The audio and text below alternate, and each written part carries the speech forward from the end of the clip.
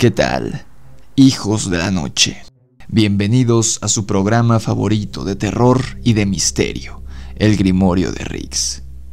Antes de comenzar, me disculpo de antemano porque esta semana solo subiré 2 videos en vez de 4 y no habrá podcast el viernes.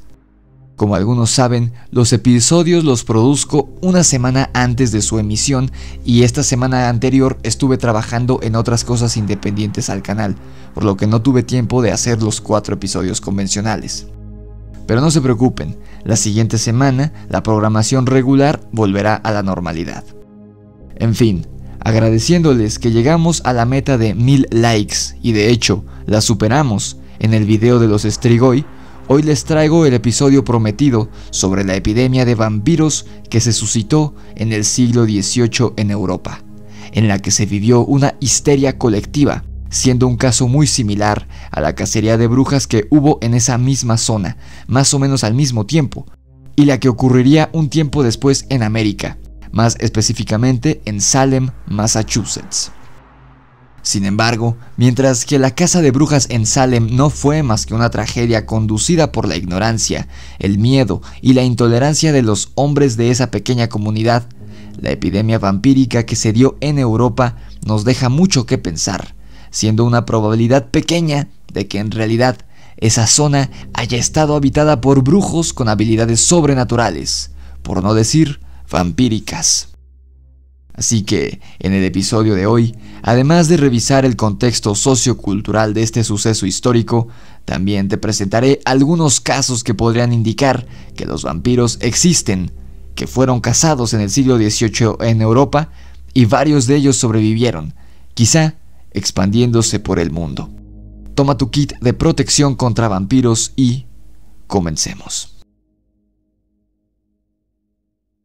En la primera mitad del siglo XVIII, muchas provincias de Europa Oriental sufrieron una epidemia de vampiros, como sería denominada años después por sociólogos e historiadores, la cual alarmó a las autoridades cristianas locales y al mismo Vaticano. La Iglesia ya había comenzado a interesarse en el vampirismo, pues se habían suscitado pequeñas oleadas de histeria vampírica en el este de Alemania, y los doctos teólogos atendieron el tema. Reinos y principados de Europa Oriental se vieron sofocados por una ola de terror que tuvo como principales protagonistas a variados vampiros, ya presentes en el folclore de esa zona europea desde hacía siglos. Muertos vivientes que salían de sus sepulturas, esparciendo la muerte y el contagio entre sus familiares y amigos cercanos. Las aldeas entraron en pánico, pero no se inmovilizaron, sino que, todo lo contrario, salieron a la caza de esos terribles monstruos nocturnos.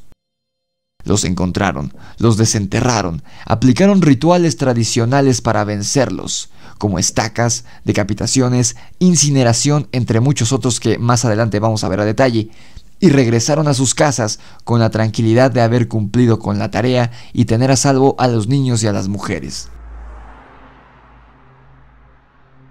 Decenas de testimonios nos hablan del estado en el que se encontraba el vampiro en su tumba, rebosante de sangre, recién alimentado, hinchado, con las uñas y el pelo crecidos y un estado de preservación inadecuado para un cadáver que llevaba meses o, en muchos casos, años enterrado, pareciendo que había sido enterrado esa misma mañana, de lo bien conservado que estaba. Pero los atemorizados aldeanos corrían con desventajas. El vampiro tenía poderes que fácilmente le permitían burlar los intentos de aquellos que querían destruirlo. El vampiro podía convertirse en animales como el lobo, murciélago, mariposa o mosca. También podía transformarse en niebla, en motas de polvo, en misteriosos cuerpos astrales, inmateriales, para colarse donde desearan y difundir así su diabólica pestilencia. Constituían una amenaza difícil de combatir y, como era de esperar, las noticias procedentes del lejano y extraño oriente europeo no tardaron en llegar a Europa occidental. Los medios de comunicación de la época se encargaron de difundir estas noticias, generando asombro, curiosidad inquietud y algo de temor. Lejos de los escenarios de una novela de terror gótica y en un contexto cultural que luchaba por extirpar antiguas creencias y prácticas precristianas, algunos intelectuales occidentales, tanto laicos como religiosos, se burlaron de los hechos e intentaron refutarlos. Otros los analizaron como verdaderos datos etnográficos de sumo interés, pretendiendo frenar la locura y evitar que se repitiera la psicosis asociada con las brujas, que había estallado durante gran parte del siglo XVII. Por último, no faltaron aquellos que creyeron en todo, desoyendo la sonrisa irónica que el racionalismo empezaba a esbozar, dejándose arrastrar por los residuos de viejas creencias que mantenían vigente una concepción de la muerte progresiva, arcaica y llena de aspectos sobrenaturales. En pocas palabras, había tres diferentes posturas sobre esta supuesta epidemia de vampiros que estaba desatando el caos y el miedo en Europa. Estaban aquellos que no creían en la situación, los que no creían, pero que lo consideraban digno de un tema a tratar como fenómeno cultural, y aquellos que creían fervientemente en los vampiros y se aterraban cuando caía la noche, porque sabían que estos seres salían de sus tumbas para hacer de las suyas. El dogma de la Iglesia Ortodoxa ejerció una fuerte influencia sobre la creencia en vampiros y su vigencia, incluso hasta el día de hoy. Según los ortodoxos orientales, tras la muerte, el alma no deja el cuerpo del difunto, sino que permanece en él durante 40 días, después de muerto. Solo recién transcurrido ese tiempo se eleva hacia destinos más espirituales. Es en ese lapso cuando hay que tener cuidado con los muertos, especialmente si estos fueron personas excomulgadas, no bautizados, suicidas, bastardos, magos, brujos o blasfemos declarados. En esos casos, la tierra no recibirá a sus cuerpos. No completarán el proceso entonces de descomposición, permaneciendo incorruptos y eternos, vagando por las tumbas, acechando en los cementerios y eventualmente chupándole la sangre a sus seres queridos. Aquí es donde radica la esencia del no muerto o del vampiro, de la tradición de Europa Oriental, completamente ligado con la religión y la ascensión espiritual del alma, según las creencias de esta zona. Pero, ¿quién tenía razón? ¿Los catedráticos escépticos, la Iglesia Católica o los campesinos que llevaban las raíces de su tierra más cerca de su corazón? Revisemos estos casos reales y documentados sobre vampiros para salir de dudas. Peter Blagojevich. Dos casos relacionados con los Moroi, que son, como te dije en el video anterior, brujos que al morir se convertían en strigoi, o sea, en vampiros, ganaron notoriedad durante esta oleada de terror. El primer caso, ocurrido en 1725, estaba relacionado con un tal Peter Blagojevich, habitante de la aldea de Kislova en el distrito de Ram, en Serbia. Peter llevó una vida extraordinaria y murió a los 62 años. 3 días después de ser enterrado, apareció en su casa y le pidió de comer a su hijo, quien no daba crédito a lo que veía. El hijo le sirvió de comer algunas viandas. Peter las comió y luego se marchó de la casa. 2 tardes después de este suceso sobrenatural, volvió a aparecer en la vivienda con la misma petición. Pero esta vez, el hijo de Peter se negó a servirlo y en consecuencia, apareció muerto a la mañana siguiente. Poco después, varios vecinos enfermaron de agotamiento y murieron debido a grandes pérdidas de sangre, clara evidencia de que había un vampiro rondando la zona y alimentándose de sus pobladores. Este elemento del relato recuerda mucho a la mini plaga de vampiresas de Rhode Island en Estados Unidos, que ocurriría años después, del cual ya tengo un video y te dejo la etiqueta aquí arriba para que vayas a verlo cuando termine este episodio. En total, fueron 10 personas las que murieron bajo estas circunstancias. Antes de morir, las víctimas relataban un sueño notable en el que Peter Blagojevich les mordía el cuello para succionar pequeñas cantidades de sangre, que con el paso de las noches y de los ataques de Peter se volvería significativamente peligrosa. Esto les reveló que Peter era un strigoi, o sea, un muerto malvado que se levantaba de su tumba como penitencia de las brujerías que había cometido en vida. Por estas muertes y las declaraciones, un magistrado local envió un informe al inspector del distrito de Gradsk, comandante de las fuerzas imperiales, el cual respondió con una visita personal a la aldea. El comandante ordenó abrir todas las tumbas de los muertos recientes y examinar su contenido. Se vio, al abrir el féretro de Peter, que su cadáver estaba fresco y bañado en sangre. Tenía los ojos abiertos y parecía que respiraba suavemente. El cabello y las uñas le habían crecido y habían sanado algunas heridas menores que se le habían visto antes de morir. Llevaba las comisuras de la boca manchadas de lo que parecía ser sangre fresca.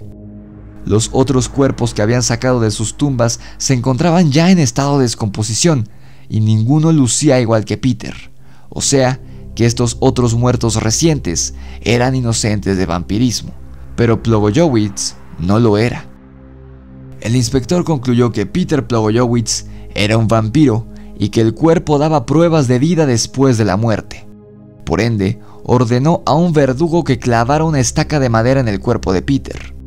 Cuando la estaca penetró en su piel, borboteó sangre fresca de la herida infligida.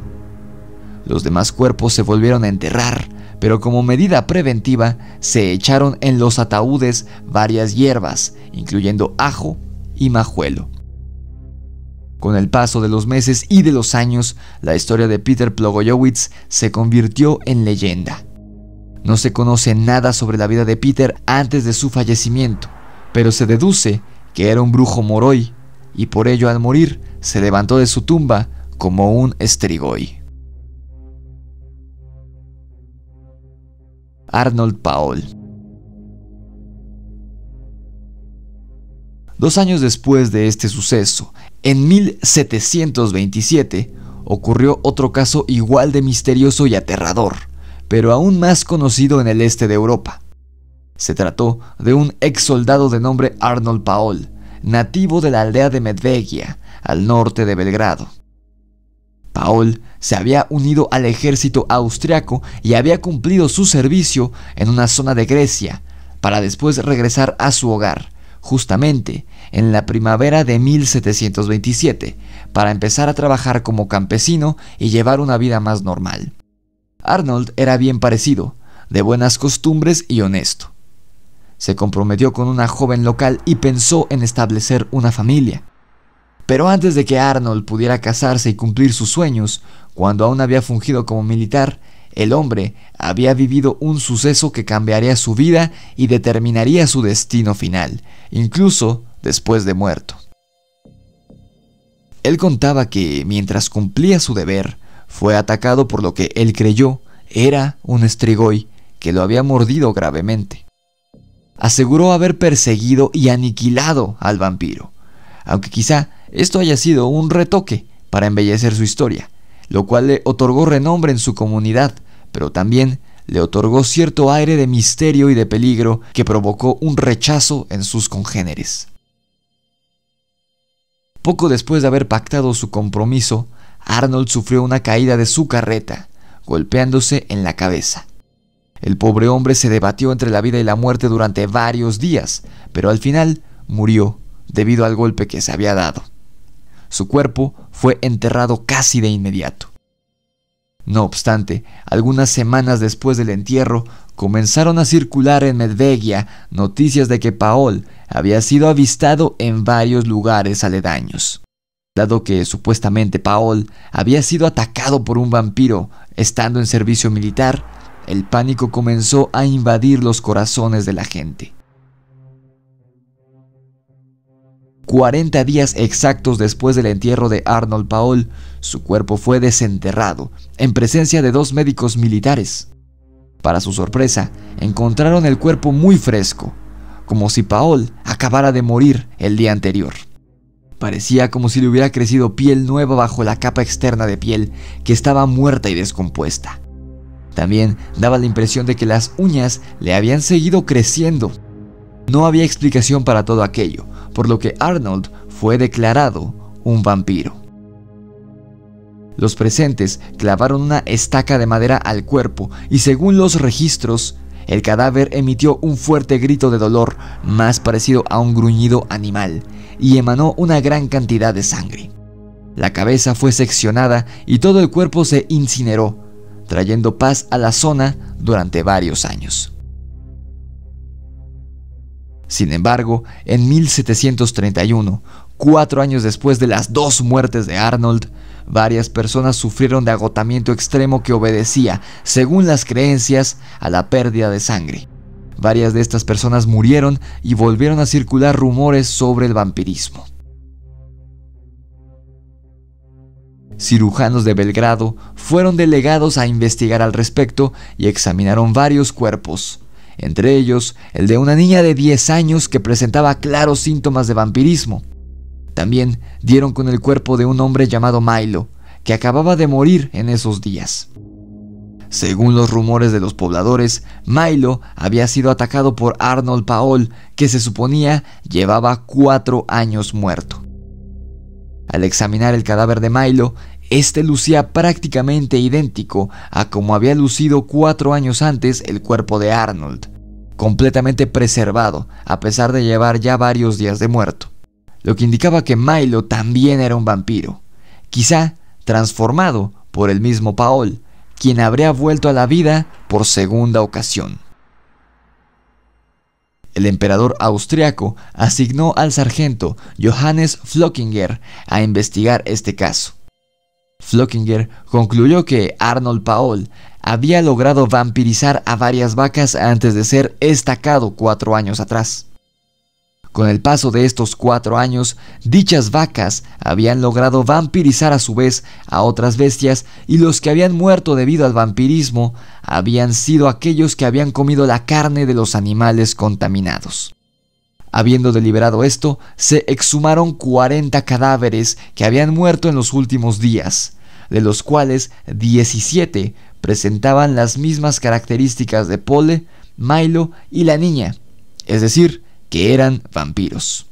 Por lo tanto, estos 17 vampiros fueron estacados y quemados. De este caso se posee toda esta información debido a que fue altamente registrado y documentado por las autoridades legales, y por lo mismo, varios artículos de periódicos, trabajos académicos y religiosos fueron escritos al respecto de este caso, convenciendo a varios laicos y religiosos que un muerto puede levantarse de su tumba y atacar a los vivos. Dom Antoine Agustín Calmet. Este no es un caso de vampirismo como tal, sino un erudito que estudió a fondo a los vampiros y descubrió varias cosas sobre ellos, opacando incluso a otro erudito que se oponía a la existencia de estos seres, de nombre Giuseppe Davanzati, lo cual nos habla de lo importante que debió haber sido el trabajo de Calmet. Calmet era un clérigo respetado y célebre erudito bíblico. En su calidad de monje benedictino, estudió filosofía en la abadía de Moyen-Moutier. Le intrigaban las criaturas muertas que chupaban sangre, así que 2 años después de la publicación de Davanzati, que había sido en 1746, Calmet también publicó una obra basada en los informes de Europa Oriental como antítesis de este texto, afirmando que estos vampiros en realidad existían. Calmet había leído las entrevistas hechas a habitantes de Europa Oriental sobre los Strigoi y encuentros con estos, y pensó que no era razonable desechar por completo estas historias. Además, los muertos vivientes tenían implicaciones teológicas referentes a la vida futura. Y es que llegó a ser tal el miedo y la histeria por estos casos reales y documentados de vampirismo que surgieron los cazadores de vampiros, así como el mismísimo Abraham Van Helsing, creado por Bram Stoker para su novela Drácula, inspirado a su vez en el amigo del hermano médico de Stoker, Arminius Vamberi.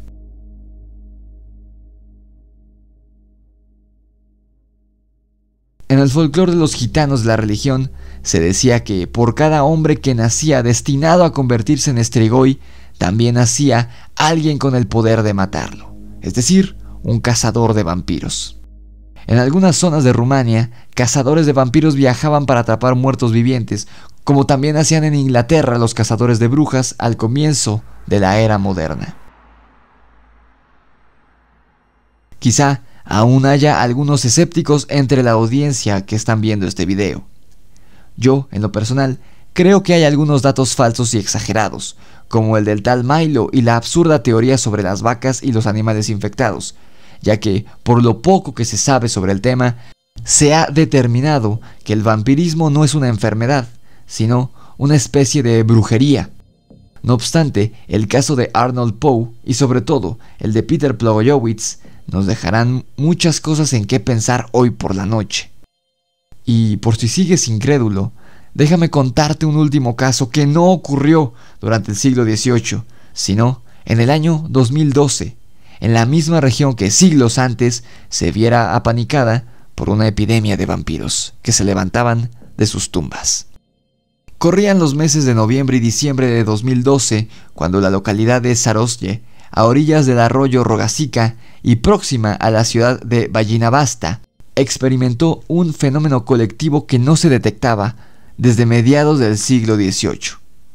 Este suceso era que un vampiro estaba asolando los bosques de la comarca, merodeando el pueblo y en son de venganza empezaba a cobrarse, según los vecinos, a varias víctimas. Todas ellas a no más de 1 kilómetro a la redonda de un molino de 200 años de antigüedad que acababa de derrumbarse días antes. Los habitantes de Zarosje desplegaron 2 de los métodos más conocidos y difundidos por el cine y la literatura gótica. Empezaron a espantar al monstruo con ristras de ajo en las puertas de sus casas y grandes crucifijos en las habitaciones. Incluso el alcalde de la localidad, Miodrag Vujetich, dio una alerta sanitaria, oficializando así el horror que muchos empezaban a sentir en ese momento. La gente está preocupada, dijo Vujetich. Todo el mundo conoce la leyenda de este vampiro que vivía en el molino y piensan que él ahora está sin hogar y que posiblemente esté buscando otro para vivir y matar a sus nuevas víctimas. Todos tenemos miedo. Es fácil reírse si uno no vive aquí. Ninguno de los vecinos de la zona duda de la existencia de Sava Savanović. Según las tradiciones serbias recogidas en 1880 por el escritor, traductor y crítico Milova Glisic, los vampiros en Serbia habitan generalmente en los viejos molinos abandonados. Sava Savanović, o simplemente Sava, como lo llaman los campesinos, es el más famoso y aparentemente más activo vampiro de este lugar, y lo ha sido desde hace varios siglos. Tanto es así que no hay accidente o incidente luctuoso que se registre en las inmediaciones del pueblo desde noviembre de 2012 que no sea adjudicado a este reconocido Drácula serbio. Pero Sava Savanović, igual que muchos otros vampiros de la historia local, no es ni ha sido nunca miembro de la aristocracia, como lo es el popular monstruo transilvano ideado por el irlandés Bram Stoker. Por el contrario, Savinović sigue la tradición serbia, y no habrá sido más que el humilde propietario del molino señalado al principio, aquel que se derrumbó en noviembre de 2012. Sava habría sido el propietario de este molino hacia el siglo XVIII, mismo periodo en el que ocurre la epidemia de vampiros y los casos que te acabo de narrar hace unos minutos, y que, una vez muerto y vuelto a la vida, transformado en vampiro, sería el responsable de la muerte de un número no registrado de personas. Ahora bien, con este tema podríamos abrir uno nuevo, que serían los múltiples esqueletos que han sido desenterrados por toda Europa, que en su momento fueron enterrados por nuestros ancestros con estacas clavadas al pecho o a las piernas, con todo tipo de artilugios de protección contra ellos, para que no se liberaran de su entierro subterráneo. Incluso algunos de estos esqueletos poseen dientes muy extraños, que casi parecen colmillos. Pero deja tu like en este video. Si llegamos de nuevo a la meta de 1000 likes, haré un episodio sobre esos múltiples vampiros enterrados y encontrados en nuestra era, pero que fueron dejados ahí hace muchos siglos. Y claro, deja tu like en todos mis videos que veas, pues eso me ayuda enormemente a llegar a más personas. ¿Tú qué piensas? ¿Crees que estos casos documentados de vampirismo en Europa Oriental son reales? ¿O crees que solo hayan sido casos de ignorancia, superstición y fanatismo? Déjame saber abajo tu opinión en la caja de comentarios. Dale like a este video si te gustó para que lleguemos a los 1000 likes y haga el episodio sobre los entierros descubiertos de los vampiros en Europa. Suscríbete a mi canal si te gustó mi trabajo si aún no lo has hecho y activa la campana de notificaciones seleccionando la opción todas para que YouTube te avise cada vez que subo un nuevo video. Recuerda que subo videos los lunes, los miércoles, los viernes y los sábados por las mañanas.